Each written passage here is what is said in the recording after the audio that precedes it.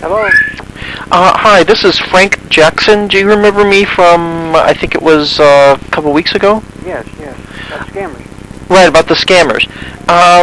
Listen, do you remember that I had a telephone that was hooked up to a message machine, and it was, the phone numbers just set up to get scammers' phone numbers and stuff?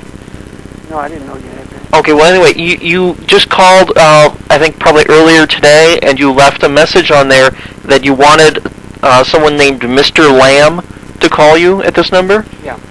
Okay, are you still dealing with Mr. Lamb? I don't know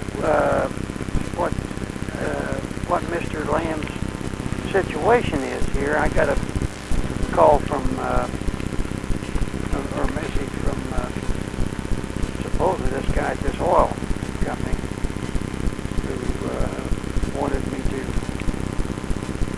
work with Mr. Lamb on transferring some funds for oil, for an oil project, and it was $3,000 and something dollars for to change euros into dollars, and I sent them some money in a haste, and then I called my friend up there at the Bank of America, and they told me that you don't have to send money to convert. And I said, "Oh, I wish you had said that earlier." And anyway, I know he's a scammer now, even without getting back to him. I did that after I had to, right before, a couple of days ago. So right now I got his call, a message into him for him to call me. Just I want to see what he says. Okay, now there was something in there about that you tried to send him money? Yeah, well, they wanted $3,000, $10, and I told them I only had $400, something like that. But it's because they needed a trickle to keep the account open. So. Okay, now you know that they're lying, right? Yeah. Okay. All right, so you're not going to be able to get your money back from them, and No. they will try every trick in the book to make you send them money. It's very important that you don't fall for any of them. They are lying, dirty, stinking liars. But I sent that $400 even before I knew it was that. But I just kept that communication open there, and so when he calls me, I guess you'll get a recording on it. So if you're hooked up to him. No, see, I'm not hooked up to him. You're sending me his, see, what I think it is that the phone number that you, the 206 phone number, it's like one number away from being his phone number. I think it was just a coincidence that you called my number by accident. Oh, I did? Probably. Okay, because you called my number by accident because he's using the same phone service that I'm using, which is, it's just voicemail. That's all it is. So because he wants you to send him, Western Union information there and stuff without having to give away his real phone number. Oh, so, is that what he's doing? Yeah. See, that's no one ever answers that particular kind of number. It's a free service that's online. So he just wants you to leave the information like you did for me. See, you left the information for me that was Western Union. You were going to send me money, or you were going to send him money, and I got the message instead because you used the wrong phone number. Listen, it's very important that you stop communicating with these guys because I know you want to, like, you're curious what they're going to say or whatever, but no good can come of it. They're not going to say anything that will send them to jail. They're not going to give you any information. They'll give you your money back, and it's very possible that they'll trick you into sending them more money. That's just what they do. These guys are vicious. Listen, it'd be the odds that you're going to get some legitimate company to email you a legitimate offer is very low now.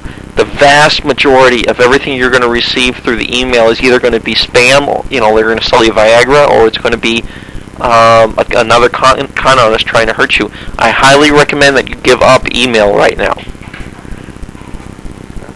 I mean, do you have like legitimate business dealing with email? Yeah. Okay, now I remember last time I talked to you, you said that you had a that there was a you said you had a business going on with someone who's working for like the United Nations or something? Right. How's that going right now? He's getting ready to retire here in a period of months. And he's a Danish general. And it's going to work out, but we need more funding. We have to have more money. When I say it's going to work out, if you tried to call me a few minutes earlier, this attorney that I'm working with told me that there was a thing on TV about the Iraqis. Those are going to kick out these security people because they just sprayed bullets on too many Iraqis, you know. And that's going to be pretty heavy competition for jobs with the security, in a security type basis. Okay, what's the name of this general? I can't let you get in on this because he's active duty. And I thought you said he was retired. no, he's getting ready to retire. Oh, okay. There's two of them. One is Lebanese and the other is Danish that works for the. That's a very close company type thing, and it's really legitimate. But he has disagreements with some that are up above him a little bit on some of this. Okay. I wouldn't want to bring any crap down on top of his head. Okay, I'm almost positive, sir. I'm 99.9% sure that this man is a con artist. I know this is hard to say. You want to believe what he's telling you, but I can am very, very certain, sir, that he's a con artist and he's one of these people trying to get money from you. I would very much like it if you could show me some of his emails, and then I can be absolutely certain when I read his emails if he's a con artist. I cut him off there for a while. You cut him off?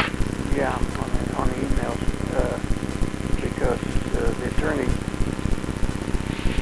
he got into some hot water, and his boss up there raised a little hell with him. And I didn't want to get involved in that, so he said I just back off until this thing clears up, and so that's what I did. Okay, that's not really an attorney. He's lying to you. He's saying he's an attorney. No, he might show you documents. He's an attorney here in Buford. What's that? He's an attorney here in Buford. You've met him? Yeah, he's just in relation to my wife. Okay, so so that lawyer. He's not a scam artist, you know. So you've actually met these people? Yeah, I know what I'm talking about. Except the general, I have met him, but he and I've been chatting on this thing for over 2 years. Okay. Since 2006, we've been working on this, waiting for him to get out. All right. I'm not feeling bad about any of that. May I? Okay, so the lawyer is in Buford, and you've actually talked to him? Yeah, he's representing on the corporation on this business. Okay. Well, what's the name of the corporation again? It's Jerome Incorporated. Jerome Energy. About half asleep here. I'll tell you in just a minute. Sure.